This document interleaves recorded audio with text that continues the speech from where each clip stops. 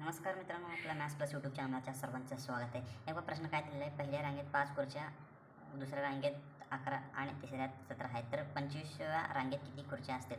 म्हणजे असं ते बघा, ही एक अंकगणिती श्रेणी आहे बघा. पहिलं ह्यानुसार आहे, हे हे 5, नंतर 11 दिलेत, नंतर 11 दिलेत, त्यानंतर 17 आहे.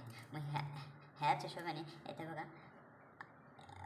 25व्या नंबर हे पहिलं पकडलं, हे दुसरं रांग आहे तिसऱ्या रांगेत, त्या हिशोबाने 25व्या रांगेत किती खुर्च्या बसतील. म्हणजे असं आपण ह्याच्यामध्ये फरक बघा, 6चा फरक दिसतो, ह्याच्यामध्ये 6चा फरक दिसतो. असा हा तिसरा नंबर, त्या हिशोबाने 25व्या नंबरमध्ये आपल्याला वेळ लागेल.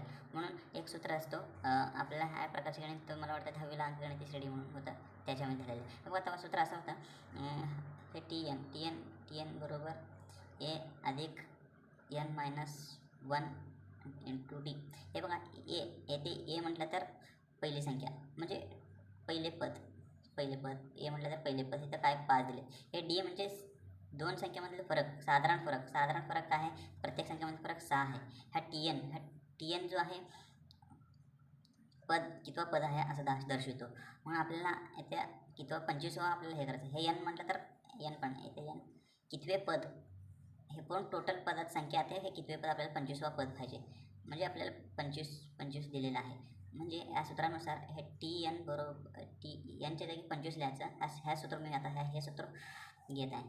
टी 25 घ्यायचं. नंतर पहिली संख्या आपल्याला दिलेली आहे, पहिली संख्या 5 अधिक एन आपल्याला 25 रांगेतलं किती संख्या पाहिजे ते काढायचं, वजा 1 गुणिले डी, साधारण फरक 6.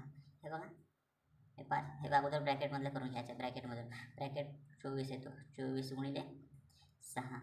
हे बघा, ह्या प्रोसेस पुढे करतो, 5 अधिक 24 गुणिले 6 144 असा होतो. 144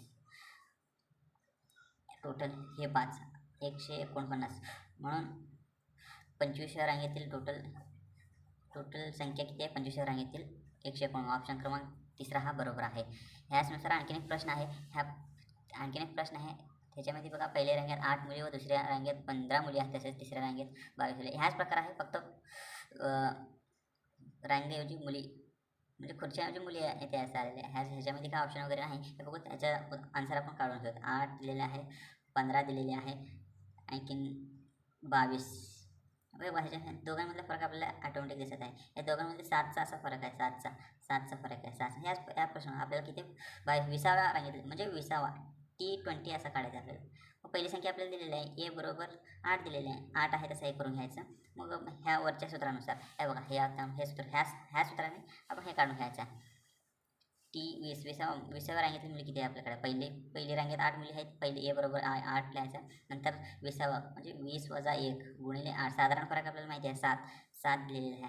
मग 20व्या रांगेतले किती मुले असतील, म्हणून इथं 8 अधिक आहे तसं इथं 19 येतो, 19. हे बघा, 19 ह्यांच्या दोघांचा आपण इथं गुणाकार केला ना, हा 7 9 63 आहे, तसं वरती 7 1 7 म्हणजे 13 133. T20 बरोबर 8 अधिक 133 असा येतो. 20 हे बघा, 141. 20व्या रांगेत टोटल मुली 141 असतील. म्हणून मित्रांनो, या प्रकारचे आपल्याला व्हिडिओ पाहिजे असेल तर ह्याच्यामध्ये आणखीन एक होतो. हे बघा, पहिल्या रांगेत 8, नंतर 15, नंतर 22, असंच तुम्हाला 20व्या रांगेत 141. ह्या टोटल सर्वांची बेरीज आपल्याला कसं करता येईल, हे पण एक सूत्र आहे. त्या प्रकारचे एक उदाहरण पण घेईन पुढच्या नेक्स्ट व्हिडिओमध्ये.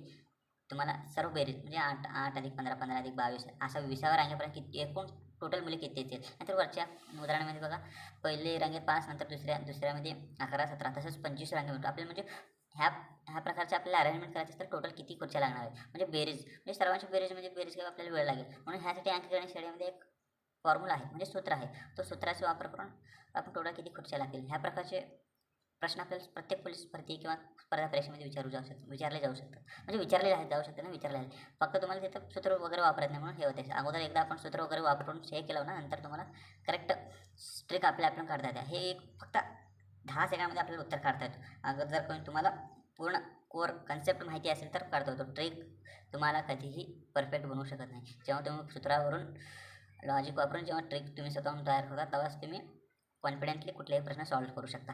धन्यवाद मित्रांनो. ह्या प्रकारचे तुम्हाला व्हिडिओ वगैरे पाहिजे असेल तर ह्याच्या अगोदर मी असंच पुढचे सिरीज घेणार आहे. अंकगणित शिडीवर लई विचारतात प्रश्न, म्हणून आपल्याला त्या प्रकारचे व्हिडिओ आणि नॉलेजसाठी आपल्या यूट्यूब चॅनल सबस्क्राईब आणि लाईक करा. सबस्क्राईब मात्र नक्की करा. लाईक तर जर तुम्ही दिला मला कॉन्फिडन्स येईल पुढचे नवीन व्हिडिओ बनवायला. धन्यवाद मित्रांनो.